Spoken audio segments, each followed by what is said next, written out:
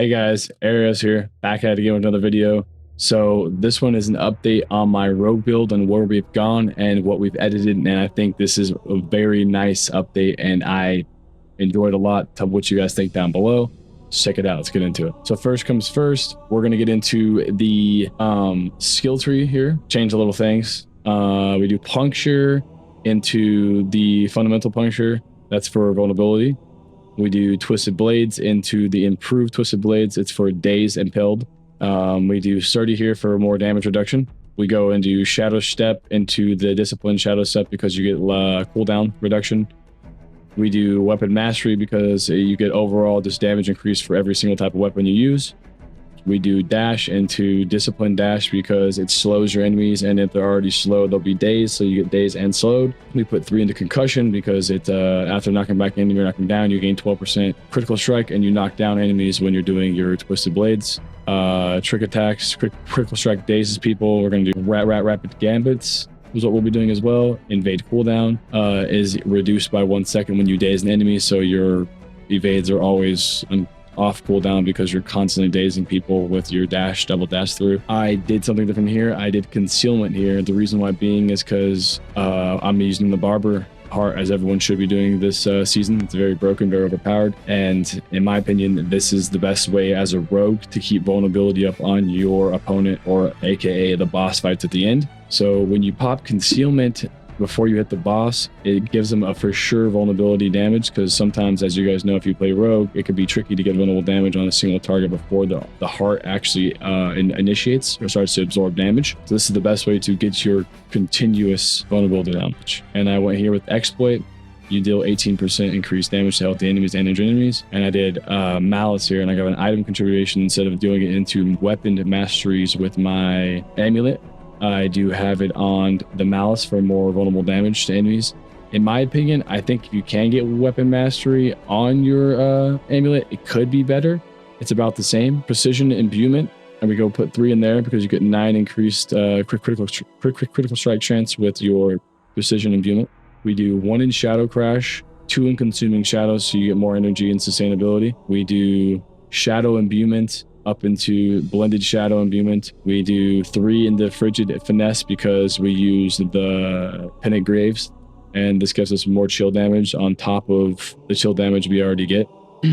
Down here we do adrenaline rush, and then 3 into haste. This is so you have maximum energy gain while you are running around, and if you have less than 50%, you are faster. So you get movement speed when you have less than 50% energy speed as well. And then we go momentum, because this is the best one overall in my opinion, because you just get maximum damage reduction, energy increase, movement speed, and you get that every time. You get a stack of that every time you daze or stun an enemy. So you dash through your enemies, you have momentum, and there's another aspect of using that too. We're about to get into the aspects right now.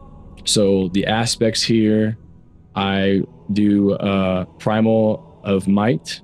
For your stat priorities, you're going to want cooldown reduction, total armor, shadow imbuement, and maximum life. For your chests, you're going to use either the protector. I use this because of the barrier. This is a kind of a low roll on the barrier. Currently, you can get up to 6,000. This was a sacred one I had that I put on this ancestral piece of gear. But a lot of people like to use obedience. The reason why I don't use obedience is because it gives you stacks of armor, and as you guys know, when you get to a higher level monsters, like, you know, when you're level 90 and you're killing 105s, your armor really doesn't matter as much, because you take more damage from higher level people, because your armor just gets shredded through.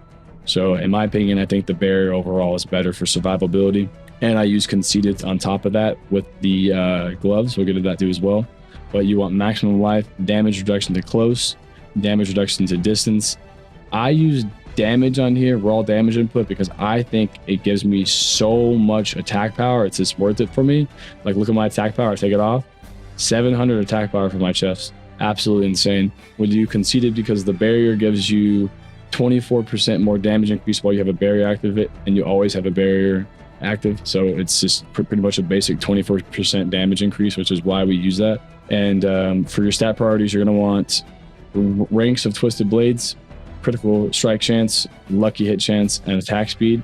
And if you don't want Lucky a Chance, because it doesn't do that much for Barber, honestly, I have it there because in my opinion, I think it's just overall better than, because I couldn't really get anything else. And this is pretty much a god roll for gloves, so I kept them. And we'll go into these legs here. It's cheats. I use cheats because you take less damage from crowd control enemies, and most of the time everybody's crowd control will either be slowed, chilled, dazed, or stunned. And you want damage reduction to distance enemies, damage reductions to close enemies, and raw damage reduction, and then maximum life is what you want. I have dodge in there because that's all I can find, but in my opinion, I just think it's a really good pair of pants here. And if you guys can't find those three, dodge to close enemies is definitely a good option there. Pendant Graves, as all you guys know about these. You know, we use these because it puts a giant trail behind us that chills the enemies and gives us a basic damage increase overall, especially with a frigid passive. So you pretty much have a 30% damage increase 24/7. These things have massive movement speed. As you can see, 24% increased movement speed. And then when you use evade, you get 75% movement speed. Right now, my base movement speed is a little too fast for that actual evade to do like full potential, but I do get maximum movement speed when I do evade every time. I got 200%. We're gonna go into the crossbow here, the two-handed weapon you guys have. Your main stat priority you want is vulnerable damage, core skill damage, critical strike damage, and your main skill dexterity. I couldn't get vulnerable damage, but I have damage to close enemies, which is really good. 52% to close enemies is this a massive damage increase because you're constantly close when you're doing your damage with your twisted blades. And I go twisted blades here, obviously, because that's our main core skill here. Let's get into the amulet here. I have ranks of malice instead of ranks of weapon mastery like you guys knew from my last build, because I actually re-rolled this 40 million gold and couldn't get weapon mastery, but I did get malice, which one of you guys down below did comment and said to look into this, and I did look into it, crank some numbers, and it's damn near close to the damage increase if you can get vulnerability on your enemies before you activate your Barber with the critical strike chance. Movement speed is really good. You're going to want movement speed, cooldown reduction, maximum life, and ranks to malice or ranks to weapon masteries. And I use momentum here, the stolen Vigor here for the aspect, because it is literally amazing. Like if you can read here, each stack of momentum key passives heals you 478 life per second. So as you guys know, when we're dashing through enemies or you're stunning or dazing an enemy, you constantly have momentum up, so you just constantly have that passive heal. It's actually the most insane survivability thing I changed. It has added a lot, and thank you guys for commenting that down below, because I was using a close, like the enemies that are close, so you get a passive life per second, but this by far is better. Vengeful loop. So I use vengeful here because realistically I think I need more critical strike chance, but I think I could be the one aspect that I could change and probably make it a little more mid-max for damage later on in T100 pushes.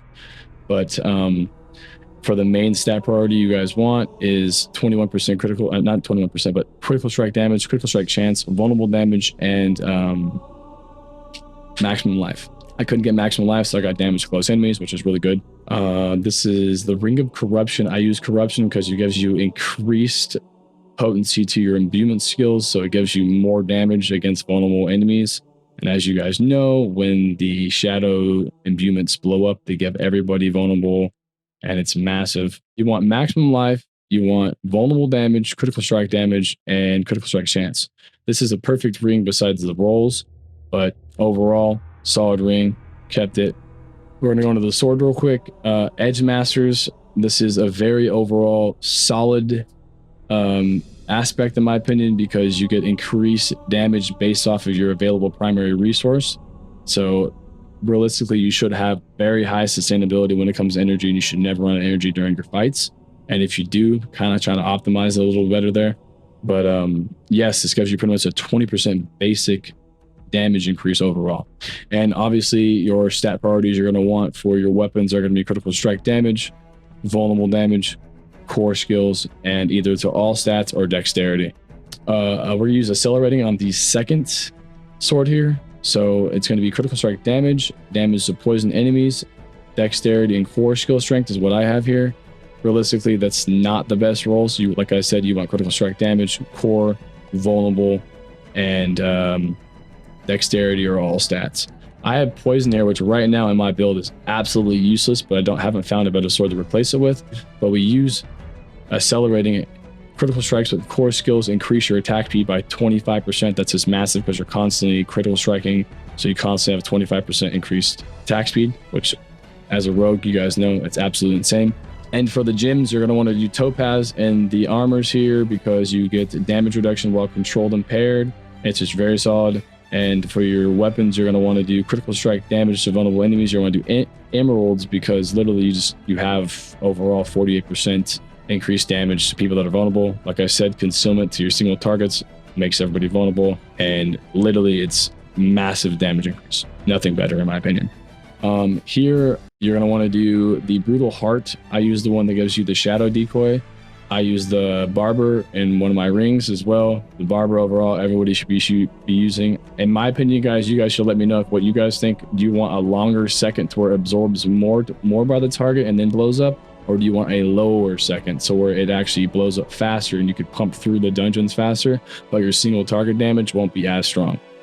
And then on the last heart, you're going to want the one that suppresses incoming damage until you use a defensive subterfuge or a macroll skill. All suppressed damage is amplified by 250% and then explodes for 17.5k. This is very big for when you are using your concealment. Every time you hit your concealment, you're doing that damage if it's maximally absorbed, which is massive for AoE. It's massive for single target damage as well. And your specialization, you're going to want to do inner sight. Paragon board, guys, I was actually going to go in the details with you guys in this video, but I decided not to, and I just did the build instead. I made a build guide planner inside the links down below into the description, so check that out if you guys want to see the Paragon board down to the T.